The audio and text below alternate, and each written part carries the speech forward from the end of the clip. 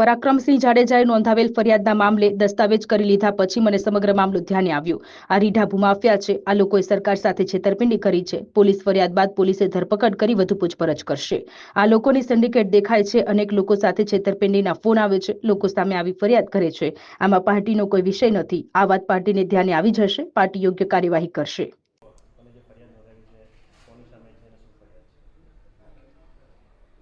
मैं थोड़ा टाइम पहला એટલે કે એપ્રિલ મહિનાની અંદર એક જમીન ખરીદેલી।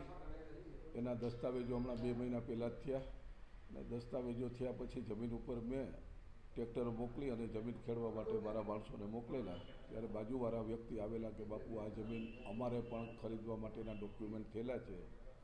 એમનો ફોન આવેલો। બીજે દિવસે મેં રૂબરૂ બોલાવતા મારા ડોક્યુમેન્ટ બતાવ્યા કે ભાઈ આ દસ્તાવેજ મેં જમીન ખરીદી, આ મારા ડોક્યુમેન્ટ રહ્યા, તમારા ડોક્યુમેન્ટ હોય તો બતાવો। તો એને પોતાના ડોક્યુમેન્ટમાં એક કાગળ ઉપર લખાણ અને ચેકથી આપેલા પૈસા દિલીપસિંહ ગોહિલ અને કમલેશ દેત્રોજાને આપેલા પૈસાની વિગત બતાવી। મેં કીધું આ ખાલી તમારા કાગળ ઉપરની વાત છે, મારા સરકારી ઓન પેપર ડોક્યુમેન્ટ થયેલા છે, પૈસા ચૂકવાઈ ગયેલા છે અને આ વસ્તુ છે, એટલે એને પણ સ્વીકારી। તે પછી આ દિલીપસિંહ અને કમલેશને બોલાવતા એની સાથે વાતચીત કરી અને વાતચીતની અંદર ઘણા બધા એના ફેસ ઉપરથી એવું લાગ્યું કે કાંઈક ને કાંઈક ખોટું થયું છે।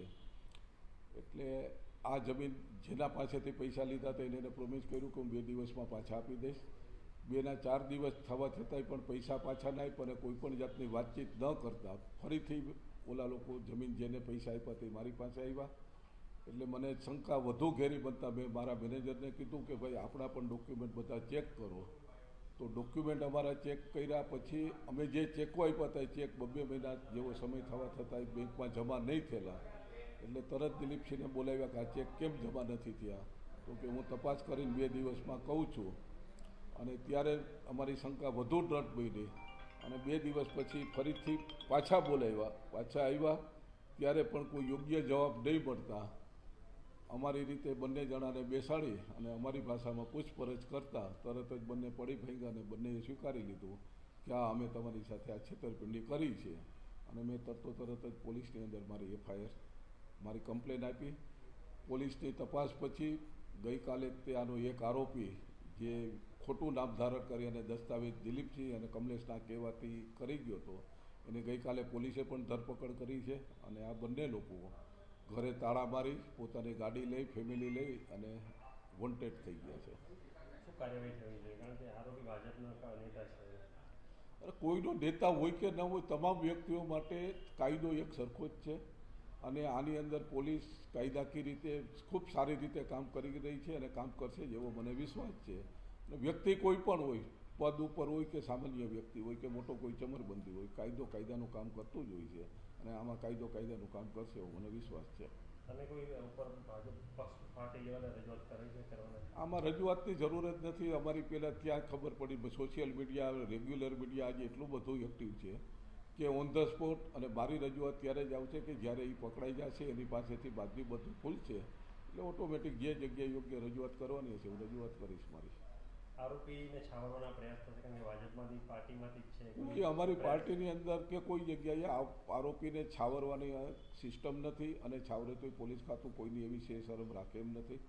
એટલે કોઈ આરોપીને કોઈ છાવરે એવો મારા મનમાં 1% શંકા નથી। કાયદાકીય રીતે ફરીથી એવો કાયદાની અંદર જ એટલી જોગવાઈ છે કે આ એક કેસ બનતા અનેક આવા ભૂમાફિયાઓ ફરીથી આવું કાર્ય કરતા 100 ફેરે વિચારશે એવું કાયદાની અંદર જે સજાની જોગવાઈ છે જે રીતે કામ છે એ મને વિશ્વાસ છે કે 100% આ રીતે કામ થશે। આ પહેલાં આ લોકોએ ત્યારે બનાવ ઘણા બધા લોકો પાસેથી પૈસા લીધા છે। હું મારી પાસે ફોન આવ્યા છે કે ભાઈ બાપુ અમારા પાસેથી એટલા પૈસા લીધા। મેં બધાને વિનંતી કરી છે કે મને કહેવા કરતાં પોલીસ ખાતામાં જાઓ, તમે યોગ્ય જગ્યાએ જાઓ અને યોગ્ય જગ્યાએ રજૂઆત કરો અને મને વિશ્વાસ છે કે થોડા દિવસમાં બંને પકડાતા ઘણા બધા એના કૌભાંડો બહાર આવશે। કમલેશ દેત્રોજા દિલીપસિંહનો ભાગીદાર છે જમીનોની અંદર એવું મારા ધ્યાનમાં આવ્યું છે। Thank you. જો તમે આ વિડીયો ફેસબુક પર જોઈ રહ્યા છો તો લાઈક અને ફોલો કરો અને યુટ્યુબ પર જોઈ રહ્યા છો તો અમારી ચેનલને સબસ્ક્રાઇબ કરો। સત્તરે.com આઝાદી સમાચારોની।